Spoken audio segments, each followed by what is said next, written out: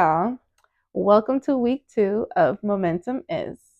And I just want to start off with just sincere gratitude for all of the feedback, the support, the commentary, the laughs that were had on last week with the launch of this entire series.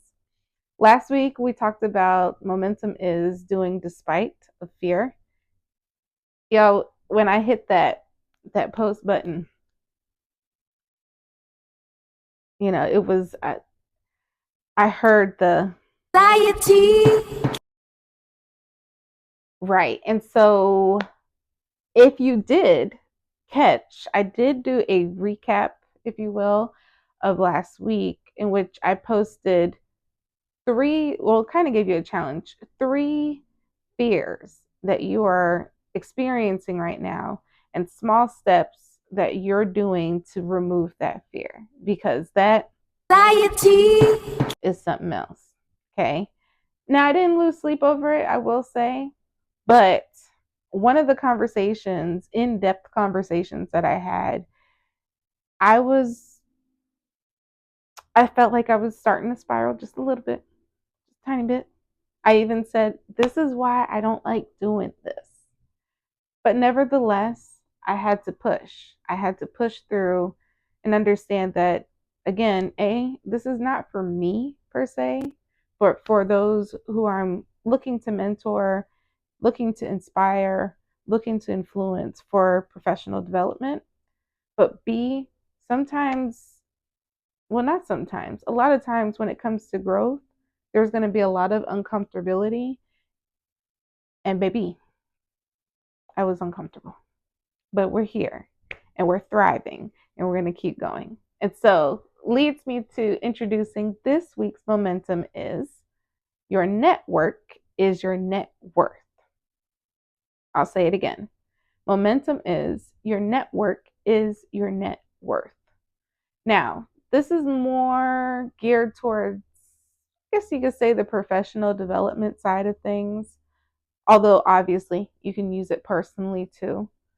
And I know some of my high schoolers might be like, I'm a student. What are you talking about? College students might get a little bit more, especially if you're more or trending towards the more senior years. And so I want to unpack that and what that really looks like and how it's imperative and important to understand your network is your net worth. So, that being said, you guys know what my anchor is and who my anchor is, and you know where I'm going to go. So, I'm going to go ahead and insert the Bible verse now, and we'll get ready to unpack. So, this week's Bible verse is coming out of Proverbs 27, verse 17, in which it states, "Iron sharpens iron, and one person sharpens the wits of another." I'll say it again. Iron sharpens iron, and one person sharpens the wits of another.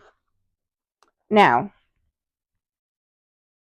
whether you believe or not, I'm pretty sure that you have heard that statement before, that iron sharpens iron. And if you just think about it, what do they use or what is used to sharpen, say, a knife, scissors? I'm gonna just throw the Jamaican side of me out there real quick, a machete. But what is used in order to sharpen these tools? So the same way that you can use that analogy for a tool such as a knife, scissor, machete, think about yourself. And okay, we can tweak this a little bit on the personal side. Who are you hanging with? And are those that you're hanging with helping you become better or worse? Or sometimes even worse than that, stagnant. Going back to the professional side of things, one thing about real estate, and you can speak to any real estate professional, they will probably tell you or agree with me when I say that real estate is relational. We say it all the time that you do deals with people that you like. And that is truly, it's the truth of the matter. And so understanding that your network can drive you further or push you further along the way of this journey that you're on, it's imperative to understand who it is that you have in your network so that you can expand and grow your net worth. Now, I think this would be a good time to introduce this little mindset because I was having a conversation with somebody and I, for the life of me, cannot remember if I said life bank or if they said life bank. But either way, let me ask you the question. What kind of deposits are you making into your life bank? Meaning, looking at your network, your group of friends, um, those who influence you, mentors, etc. Who has made deposits into your life bank of savings? Who has made a deposit into your life bank of savings? I mean, I'm sure most of you have heard what a savings or have heard of a savings account. Think about, what do you do with that savings account? What is the purpose of you having that savings account?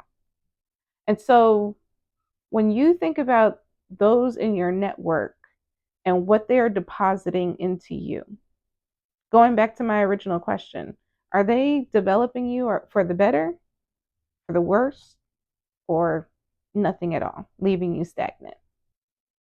Now it's funny, I sit here and think about what I just said, and it brings me back to a memory of my parents and how they would say that, seasons it come and go, and friendships come and go, and not all friendships are going to last a lifetime. Or, your friend group might be this big, but there's a chance that it becomes this big. And I do like, thanks but no thanks. You guys have no idea what you're talking about. I was a teenager, of course. And so saying that and thinking about it and realizing it and experiencing it, yeah, it's true. There is a time and a place for everything. And your network is not always going to remain the same. As you grow, as you evolve in this life, your priorities, your moral compass, your spiritual compass, your viewpoints and perspectives of things are going to change. And with those changes come shifts. And with those shifts come realignments. I almost said misalignments, realignments. And so when you're in the state of realignment, you and that friend might go separate ways. And I will tell you, I have nothing but the greatest appreciation for my friendships, the ones that I still have and the ones that have kind of faded away, because there was a gain, and the gain was growth. And I think about, when some of those friendships ended, how that growth was hard and uneasy and ugly, because it hurts. Nobody wants to think about friendships ending. Nobody wants to think about associations ending. But the fact of the matter is, it does. It happens. And it's okay. Especially if you can walk away from the situation as a better person. I am not perfect. And I would be lying to you if I said that I didn't have an attitude as such at one point in time. But with some of these, I'm going to call it realignments that took place, I was able to grow and mature to know, hey, you don't have to do things this way. You don't have to handle things that way. Um, Sometimes you don't have to respond at all. But you can apologize. This is definitely going from professional to personal. You can apologize. You can be respectful. You can agree to disagree and continue doing what you're doing, moving on, as long as you're growing and gaining, right? So you can expand your network elsewhere. You make new friends, new associations, and hopefully you are gaining in your network, gaining in your life deposits, um, and just becoming mature and developing into just a better person overall. So, thanks, Mom and Dad, for that. So, that brings me to my challenge for you on this week. Think about your network, who it is that's in your network. Who do you know and who do you not know? And challenge yourself to see if you can have a conversation with somebody you may not know as well.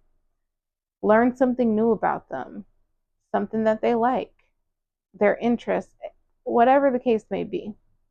If there's one thing that I try to do or make a point to do is when I look into a room that I'm in, if there's somebody that I haven't had a chance to really sit down or get to know at least a few interesting topics about them, I make it a point to go and get to know them. I'll never forget in high school, we had one of my fellow classmates. He never really spoke. It wasn't until senior year that I decided I was just going to go and speak with him just to see. I mean, I knew he was smart, but he was very quiet, and made acquaintances with him just to get an understanding of what it is that he actually likes. Until this day, I won't say the name of the game, but he was um, he was an advocate, okay, for this particular game and the reason why people should be interested or look into games, especially if they like strategy, all of the works. Until this day, I utilize that same bit of knowledge, if you will, that I gained from him about the game, and I can have conversations about it with other people. I'll never forget being at a convention and somebody made mention of the game, and I said, I don't know too much about it, but I do know X, Y, and Z. And it was a conversation starter for me in order to gain, if you will, within my network, extending my net worth. Or maybe I should say the other way around. It was a gain, it was an extension of my network to gain in my net worth. There you go. So challenge yourself. See if this is something that you could do. Let me know how it works out for you. Now, I know high schoolers and some of the college students, you guys are in this state of everything is weird. Don't make it weird. Okay. And then the mom side of me, mom, auntie, godmom, mentor, teacher, don't go out there and act a fool. I'm not telling you to get caught up with the wrong crowd. Okay. If you already know it's bad, leave it where it is and keep it moving. Thank you. So, thank you so much for tuning in this week.